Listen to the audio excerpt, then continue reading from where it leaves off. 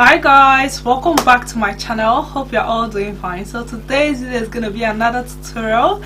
Yes, it's gonna be another beautiful spring twist tutorial. If you've not already, please don't forget to support me by liking this video, and please subscribe to my channel and also share this video with your friends. So guys, I'll be showing you guys how I was able to do this twist. This time I decided to try the rubber band method.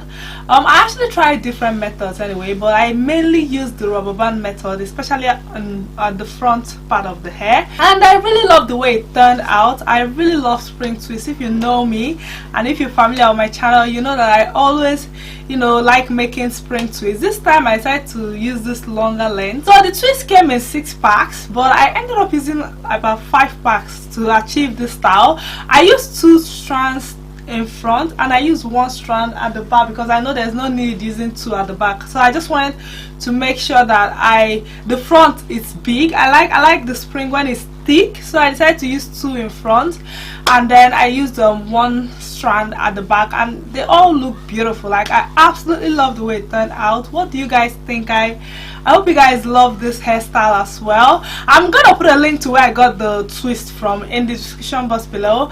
That's all it's gonna be for now. I hope you guys enjoy, and I hope you learn something from this video. If you do, please don't forget to support me by sharing this video and also liking and subscribing if you're new. Now let's just get into the tutorial.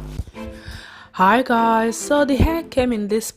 So now I finished the one at the back. I'm gonna show you guys how I section the one in front. So I'm gonna section my hair in front into 4 parts. See, this is totally different as well. This is another way to do it. So I just started to crochet it to my hair, then braid it, and then apply the jam, split it into 2, and then twist it. So it's left for you to do whatever method is perfect for you.